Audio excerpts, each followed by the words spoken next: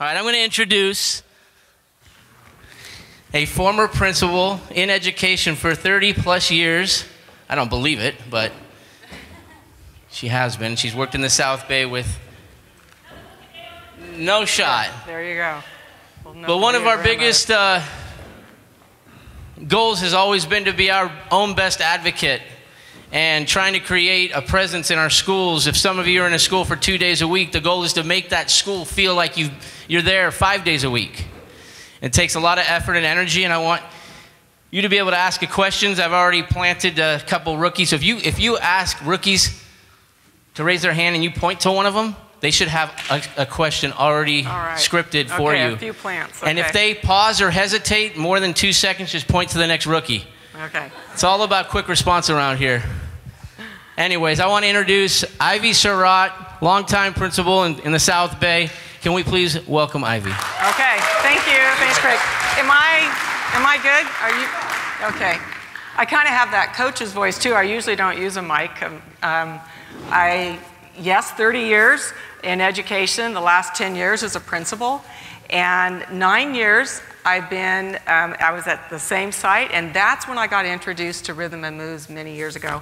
I made my way, started California, made my way through Georgia, Illinois, back to California to the Bay Area. So my career kind of took some funny turns. So it's 30 years education, and then there's some other time in there too. So yeah, I am old enough to be mom and maybe even grandma to some people. So are you guys, you ready? You ready to get started? Great. Before I go any further, I want to find out how many of you, this is your first year doing this? Year one. Okay. Bless you. Hang in there. 2 to 3 years. You're going into your second, third year. Okay. And then anybody 4+ years. All right. So probably for those of you that have that senior experience, you're going to identify with a lot of what I'm saying. Those of you that are first year, you just don't know until you know, right? And that's one of the challenges of coming in year one, outside contract. You really don't know what to expect, and so it's kind of nice to get this information ahead of time. Actually, Ann had asked me, I've had great experience with Rhythm Moves, and just understand that I never had experience with an outside contract. And after about 9 years of that and working with Ann and Claire and all the support that we got in Campbell, they had said, you know, would you mind sharing some of those experiences and what worked and what didn't, and how it is that you can help our teachers who come in from the outside into an established school community feel like you're part of the community. And having been one that I was born and raised in the same little cow town, I'm actually a little cowgirl, from cattle country, and born and raised, same house, same street, grew up all the way K through 12 with the same group of people. And then I go and do this crazy thing, and I move away, you know, 3,500 miles away from my network, and I'm going in, and I don't know anybody. I don't even know where the flippin' Kroger is. I don't know how to get to, you know what I'm talking about. I don't know how to get to the freeway. Once I get on the freeway, I realize in Georgia, it's a perimeter. So you just keep going around in this big old circle, and eventually you will see your exit again. And then I go off to Illinois and move there in August. It's 104 degrees, humidity, just death. And I remember the guy moving in my stuff into my house, and the guy got so sick. He was on the floor in my kitchen because he had heat stroke. And I thought, I've gone to hell, you know? And again, I didn't know where the grocery store was. I didn't know where anything was. And I thought, man, nobody's going to come to you, Ivy. They're just not going to come to you. You're going to have to get out to meet them. And that's kind of what's going to happen a little bit for you. Not that as principals we intend to ignore you, but what happens is when you go from a classroom, and I taught for quite a while, and then I went into kind of working programs, developing programs, and then eventually became a principal. One of the most exciting and stressful jobs you can ever have. It's kind of that love-hate. But the beauty of it is that you kind of get to govern your own little community. And You're like a mayor of your town. So understand there's a lot of variables involved, and most of you'll probably be at what, elementary schools? Is that right? All elementary? And now some of our elementary schools are going into, it's not just TK, transitional kinder, where you have 4-year-olds. They're taking it down as young as 2.5, 3-year-olds. So you're basically overseeing a school from kids who are preschool age all the way up through, say, 5th grade, 6th grade, so 11, 12 years old. That's a big developmental range. And so your focus is really addressing the needs of those kids, of course, addressing the needs of the parents and what their expectations are. And you've got your classified staff, your certificated staff, and then, oh yeah, that's right, we got this outside contract. And what happens is sometimes you guys kind of get forgotten. And it's not that you're not important, it's just all these other things get your attention, and then somehow it's maybe you're thought of later, particularly if you're only there a couple days a week. So what I'm going to do is share with you, and this is input from other principals as well. I've been really lucky to have really good relationships with the administrators I've worked with. So I sent out emails. I've also interviewed principals, and I said, tell me what it is that worked for you and maybe some areas that all of us need to improve upon so that the experience is better for everyone. And number one, the kids. So they provided me with their experiences, and I wanted to, basically it came down to 3 things. It was about relationships, communication, and flexibility. And I'm not talking gymnast flexibility here. I'm talking what can we do to make this thing work and be respectful of one another, and maybe we've got to make some changes here, but it's those 3 things, keep that in mind, and with the relationship and communication being just intertwined. You can't have one without the other. So what they had talked about was basically, if we don't reach out to you, don't be afraid to come to us. And that may be that you're not going to be able to get direct access to your site administrator. It's going to be maybe through the classified staff. And so if you have not met, how many of you have met some of the staff at the school that you're going to be working? Okay, very few. And a lot of times it's because you don't start until that very first day, right? You have your professional development time, the schools have theirs, and never shall you guys meet ahead of time. And that's really, really tough. So if you've got that time, or make that time, make a phone call.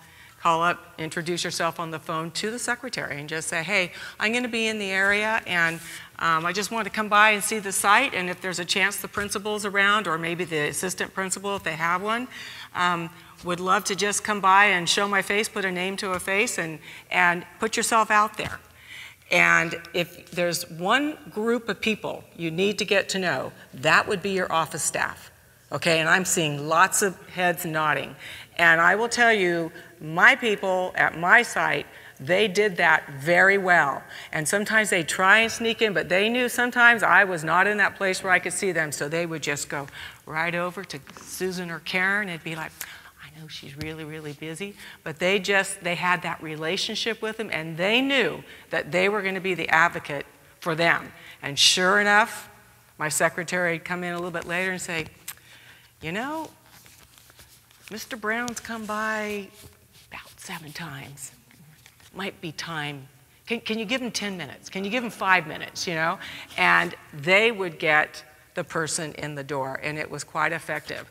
And like I said, we get really busy. We know you're busy. We don't mean to ignore you, but you taking the initiative is huge. And then you come in and talk to the principal, have your philosophy, be ready to do your, basically, what do they talk about, that little 30-second elevator talk, you know, to where if somebody says, what do you do, you're ready to say, this is what I do, this is my philosophy, and you're able to get that out within 20 to 30 seconds that people remember you. Also, get yourself on one of the agendas early on. If your school is doing PDs, and I can say for the district I came from, which is Campbell, every year they change a little bit, but usually you get at least 1 full day, if not 1.5 days. Teachers will be there. They usually plan like a lunch or a barbecue at some of the sites. See if you can be included in that. If it works with your rhythm and move schedule to where you're not required to be at a meeting with rhythm and moves, make yourself available. And yeah, this is on your own time, but it is worth it. What you put forward in the beginning will pay huge dividends in the end. So get yourself, tell them, I'm here. When you guys have a PD going on, it's going to be all day. Is there a time that I can introduce myself?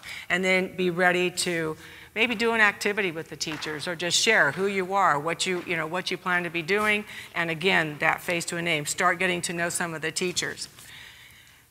Another trick that was very helpful for some of our teachers, and the principals had said too, is get you set up with maybe a couple key teachers on that site. At my site, I had a grade level rep. So I had 6 people who represented from kinder, first, second, third, fourth, and fifth. And I had key people that I knew were highly regarded amongst their peers.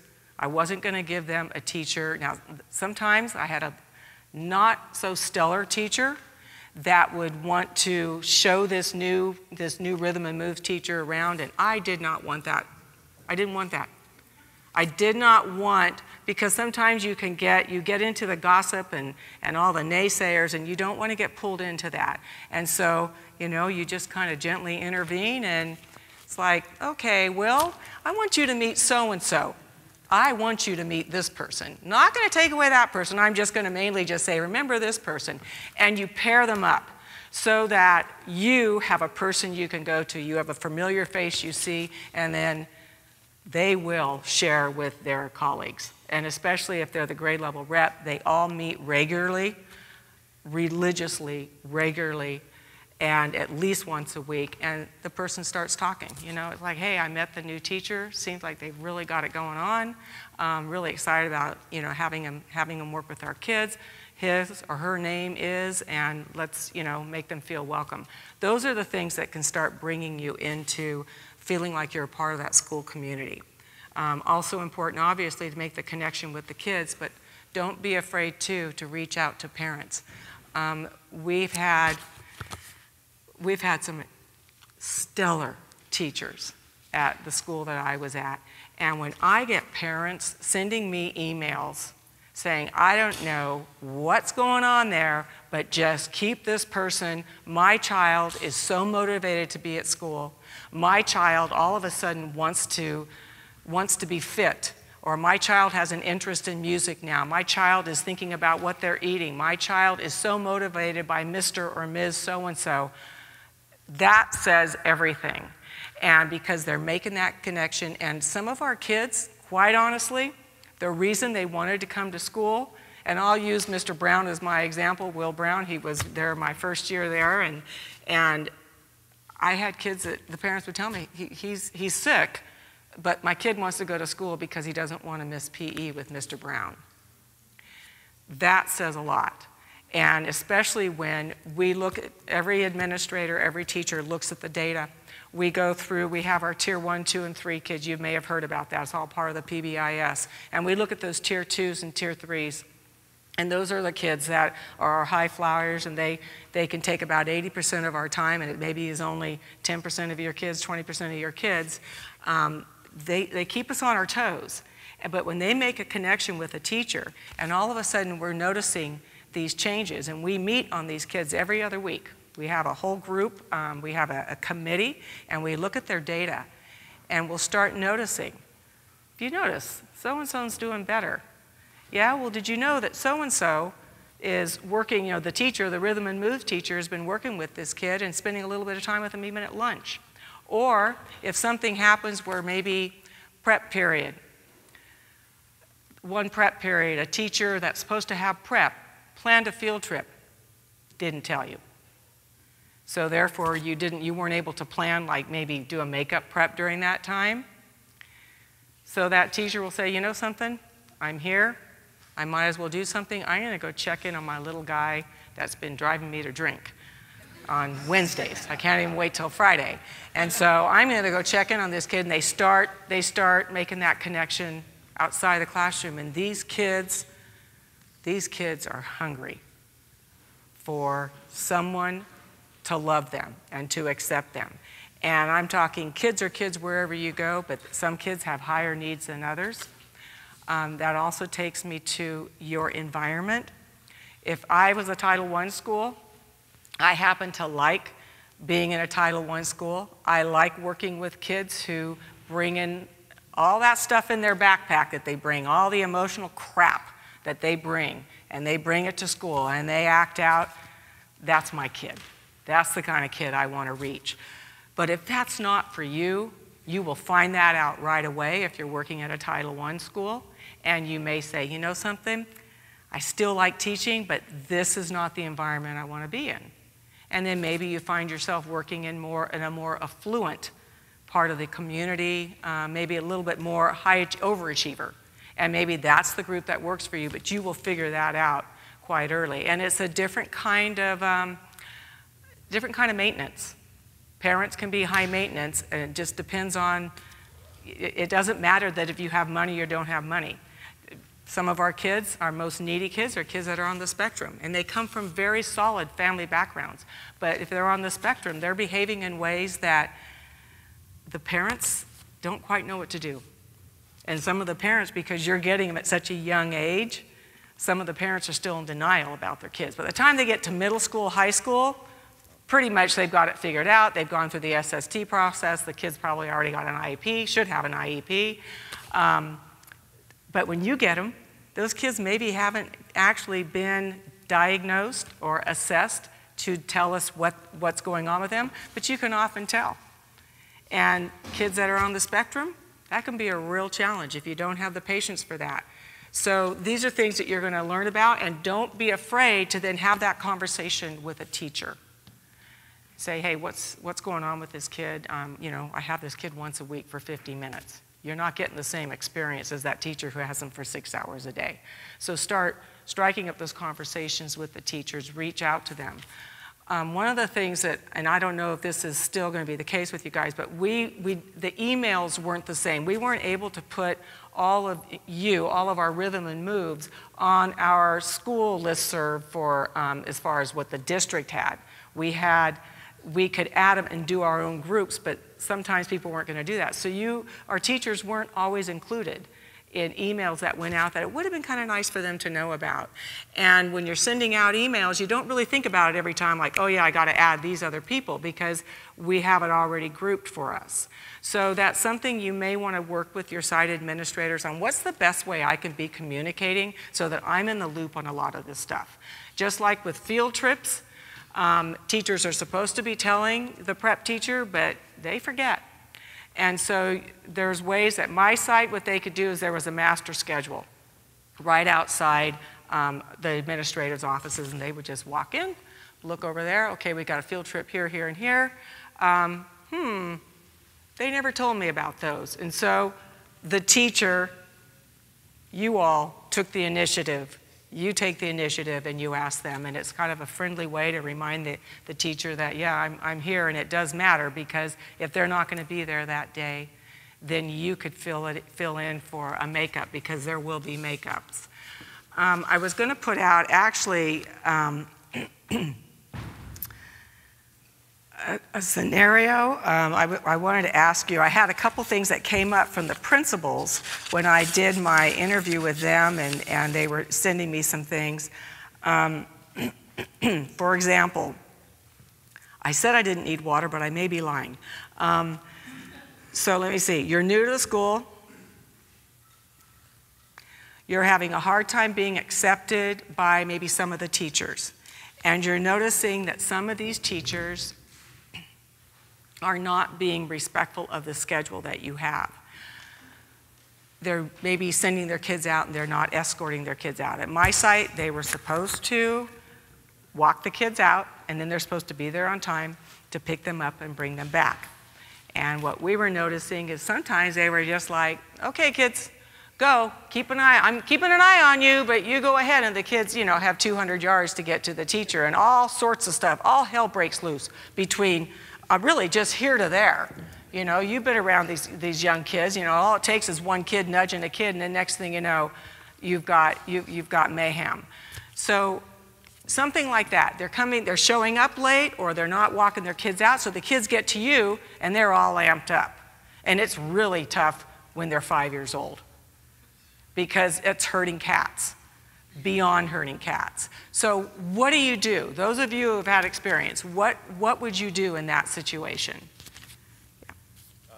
Well, at the time, if it was the first time, like I've subbed in some of the schools down there, I would walk towards them and try to intercept the class. If I was a regular teacher there, I may go to the teacher at one of the break times and say, gee, can you walk them out, or is there something we can do? Try to work with the teacher first. Sure. Always work directly with the teacher first. You don't want to leapfrog over and go straight to the administration, because then it just looks like kids telling, right? And we're snitching each other out. And those of you that have gone back to back with schedules, and if you were at my site, you know there was little room for error. It was back to back. And so it would be hard for that teacher to come back to get them, because they're waiting for the other teacher to pick them up. And so what happens if you don't address it, believe me, they talk. And next thing you know, one's saying, yeah, I just let my kids go out. They've never said a word. You know, I was late a couple minutes the other day. They don't say anything. Oh, really? Works for you? Cool. I'm just going to send my third graders out, and maybe I'll get back from Starbucks in time. And if I'm a minute late, what difference is that going to make? But we know 60 seconds turns into 3 minutes, turns into 5 minutes, and so on. It adds up very, very quickly. So do address it. So then what do you do if they still aren't honoring it? What would you do? You could actually sit down with them and say, just kind of explain it as clearly as possible what happens when they don't follow what you need them to do. Yeah. And why, just be very nicely explain it's creating chaos before or after the class, and it's disrupting my meeting. Right. And it is an expectation that they escort their kids out, and it's an expectation that they be there on time to pick them up. If it becomes kind of a grade level thing, and that often is what happens, is that one teacher in the grade level does it, and other people maybe hear about it. So then maybe you'll see, okay, third grade's they're really taking advantage of this. You can set up a time too, when they do their grade level meetings, stay a little bit later after school and just say, hey, can I sit in with your group for a minute and just talk to all you guys? Or you talk to the grade level rep and just say, hey, it's really, really been hard on me. It does not stop. You've got to bring the administration in. You're probably going to tell your supervisor as well, and then go ahead, touch base, even if it's just a quick email to the administration saying, hey, just want to let you know I'm really having some problems with some of the teachers, and maybe you don't want to give names right now. That's fine, but you put that out there, and then what we do is we start with, sometimes it's an email, hey, just a reminder, a lot of administrators don't do staff meetings where it can be something that can be addressed in an email. We call them business emails, and we maybe just do an email that goes out that says, hey, we're having some problems. If you remember, contractually, you guys are required to drop your kids off as well as pick them up on time. Do the little email. It continues. Then we go in at a staff meeting and we'll say, you know something? We know you guys, every minute that we use doing business stuff at a staff meeting, that's time you're missing with your collaboration time. We are still having a problem with teachers not getting their kids on time. And then we take that. We are the ones that push that out to our teachers and then hold them accountable to the contract. And then if we have to, then we write that up in their eval and we separate you from that.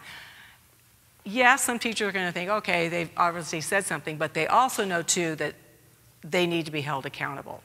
So it's okay, and then you go that kind of above and beyond as well. You let teachers know if they've got a problem kid and you've been working with that kid, say, I know you have parent conferences coming up. If you need me to be there, because this one's really been a handful, but he's really making some improvement, I would be happy to sit in your parent conference if I could maybe go first, because I do have another meeting later. Or you do a summary. You just write up a summary. Teachers love that. And you have just won an ally for the rest of the year by just making yourself available for a parent conference if they need one. I've actually had the rhythm and move teachers show up for SSTs. They come in extra, we're there at pre-dawn, and bless their hearts, it's like, I know this kid. I will be there for that SST. They show up, and they don't have to do that. But let me tell you, people notice, and the parents see it, the kids know it, the teachers see it, and those teachers go back and say, did you know? They showed up for that SST today. They didn't have to do that. And so that's that above and beyond, and that's, and I think that that's one of the ways you become part of that school community. Another thing is, if they have events, a barbecue, or they do a TGI Friday on a Monday, okay, that's just a really bad day. If you're doing it early and teachers send out the email saying, anybody want to go out afterwards? It's not been the best day. If you can join them, for just a half an hour, 45 minutes, do it. Because it's going to pay dividends in the long run. Anybody have any questions? Yes. I was thinking about what you're saying, and just wanted to, the question, there's like a thin line between being flexible and being taken advantage of. Yes. Yes. I like to pride myself in being very flexible with teachers, but then you have to go up to them and talk to them. We've been flexible, but right now I need you to follow along. Yeah. You know what I'm saying? Yeah. I don't want to, the first time they show up late, be like, oh, this is unacceptable. Yeah. Right? You know what I'm saying? Yeah. Just be cool with it. Yeah. And maybe remind them in a friendly way, right? Yeah, just as a reminder, okay, we're the understanding, you're bringing the kids out. And what you could do is you can put it right on the side administrator. We were told, Ivy, you can use the name of the administrator, Ivy told us that you guys would be bringing them out. Am I understanding that correctly? Oh yeah, I just got a little bit busy this time. Okay, I just want to make sure, and then you're going to pick them up, right? Because that's what we were told. So you can just pass the buck right over to the administration. And then there comes that point sometimes, if you have to just push back a little bit more, likely those teachers are going to be teachers that other people have had the same problem. But you need to let us know, or you can let your supervisor know, and trust me, they loop around, they let us know. And then we have that conversation. So yeah, it is, you don't want to be a doormat. That's the other part of it. What is it? The saying, I'd rather be called a bitch than a doormat, I mean, can I talk that way in this place? You're being recorded. But that's what happens, because when you're an outside contractor, you want, we're supposed to be the host. You're coming into our home. But sometimes, you ever gone to a party where you go in there and you don't know anybody and the host kind of forgets you? And it's like, okay, this is not fun. I'm going to give this 5 minutes and I'm out of here. That's our bad. But at the same time, what are you going to do? This is a job. So it's like, you show a little bit of leadership, a little bit of initiative. I want to meet that principal. If you can't meet the principal, there's an AP. Hey, I'd like to meet the AP. But you keep getting to know, keep making contact with the secretaries, office clerks. They are your key people. And also your custodians, and of course the lunch people. And that's another way of, Amen. Do not forget, when you get a break, and most of our lunches, they kind of weave in and out. Our students don't take lunch all at the same time. So even if I've only got 30 minutes and really I've only got 15 because I've got to get ready for the next group, take that 15 minutes, go into the lunchroom. You'd be surprised how many people you can make that connection with in just 15 minutes. And you hit you get that right group, those people are going to be talking to the other teachers because they see those teachers every day, all day long, and the word does get out.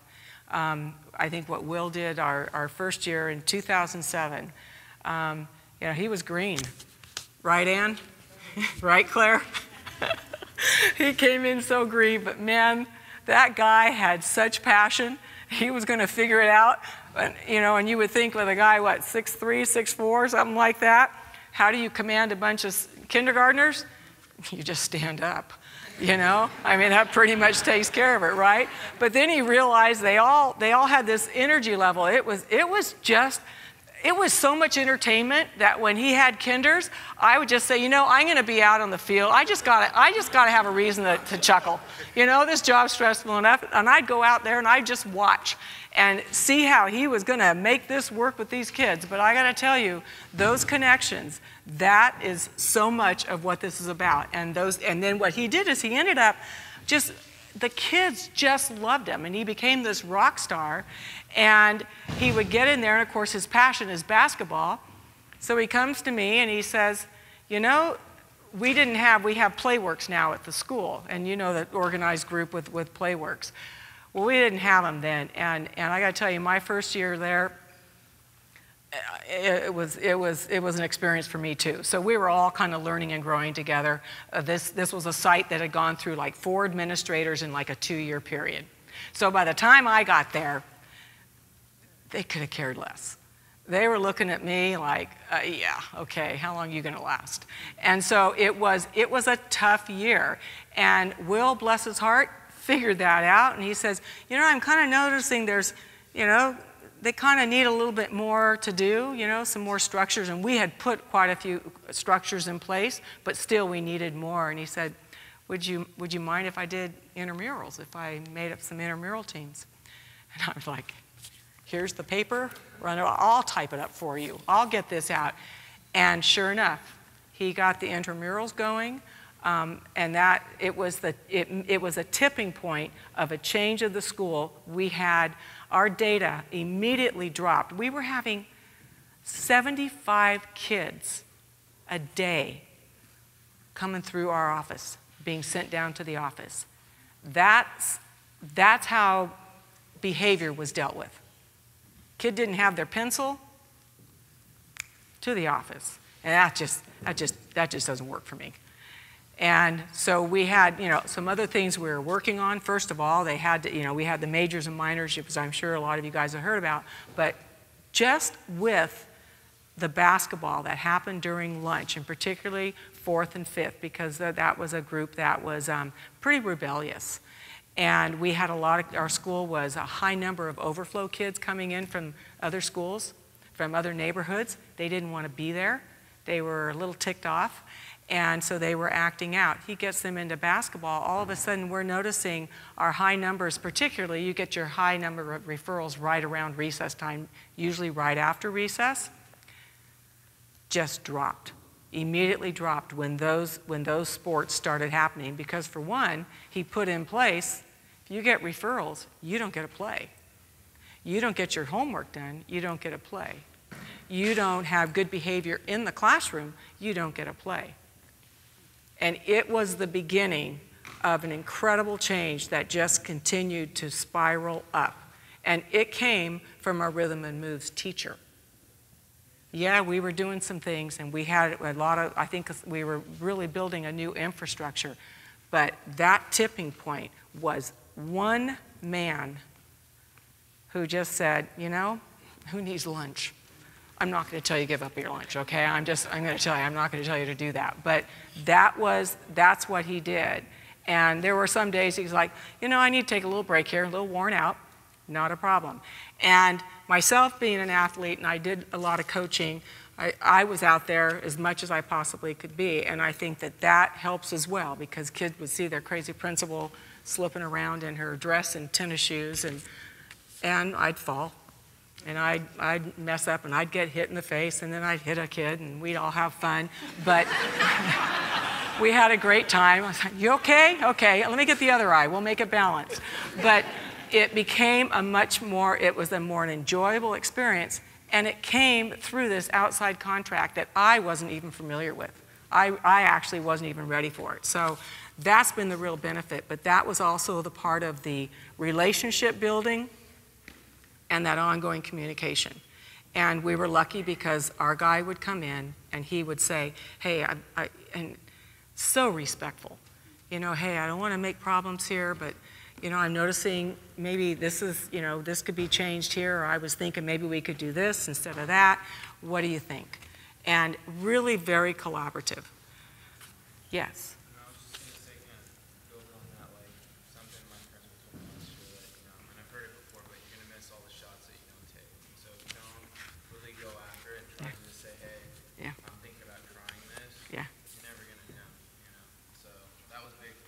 That's huge. They could always say yes, is my thing. It's like, ask. You know, what's the worst? They're going to say no? They could say yes. And then where does it go? And that's what we want to give kids, is that opportunity to know that it is safe. And for many of you, many of you already know this, school is that child's safe haven. And you will know that when you go by the weekends and you see those kids still hanging out. And for me, I'd get to work at 6 in the morning, and our kids aren't supposed to be there till 8. And I would see kids hiding because mom and dad couldn't afford babysitting. And so they knew the little cubbies to hide in so they wouldn't get caught. That is their safe place. Schools raise kids, and parents count on it. Is it right? You know, I don't even want to debate that. All I know is this kid didn't really have a choice. Kid didn't choose it. But now, as the kids get older, they know that's the place that they can go. And yeah, I see them on the roof on a Saturday, or I see them on the roof and, at 7 o'clock in the evening. It's like, come on, guys, off the roof. But it's become their little jungle gym. But schools are what it keeps kids going. And it's the teachers that are going to make that happen. Another thing I wanted to bring up too was the flexibility part. Rainy days and you don't have space. What do you guys do? If you don't have an empty classroom. Wherever they put us. And be ready. Sometimes we shoot the messenger. And sometimes, we'll say, something, you guys, you got to go into the classroom. Well, teacher's not going to really push back as much to the administration or the secretaries, but who are they going to take it out on? You. So the teacher's saying, that's my prep. I need this. I need my space in my classroom so I can get things set up, and you become the bad guy, even though it's not your fault.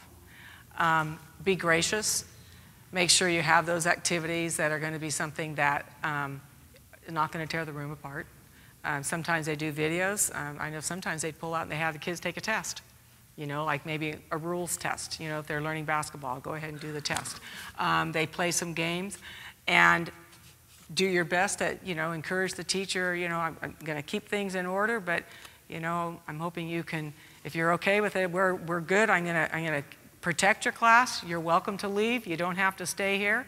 And more often than not, teachers are going to be pretty good about it. What's really hard is when you kind of have an El Nino year and you've got double sessions with your PE classes, or you've got your music class and then PE class. Music has their designated classroom. But the space thing can be a problem, and you just want to be really, really gracious of you're using their room, and even though it's government property, it's their room. And they have their personal belongings and so on. So you just want to be really, really respectful of that. Any other questions?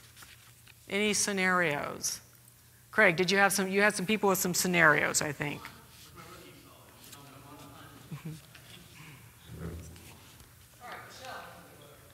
Okay. Okay, so say there's a rainy day, your music teacher and your PE teacher from here are at the school the same day, and the music teacher has a classroom. Could be collaborate. Will there be too many kids in the classroom? It depends on the size of the classroom. Now, we did do double sessions. We would do double sessions in our Campbell Care room because that was a much more open space.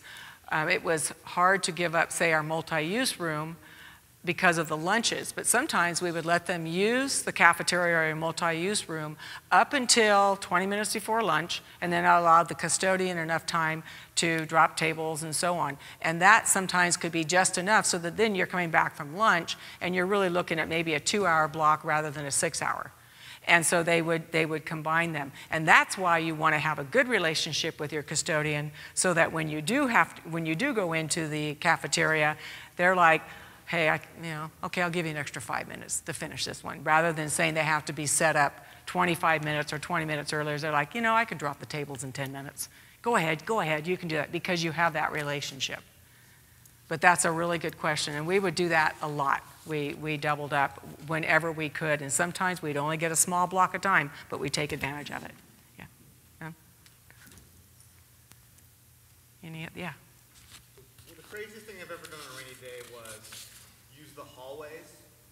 You know what I mean? Where there's overhang. And then you have to always have your kids be really quiet because you don't want the teachers to be disturbed. Yeah. I was just wondering if that's like something that you would approve at your school for a teacher to do. That would be. Jump ropes in the hallway. Yeah, that would be such a last resort. Yeah.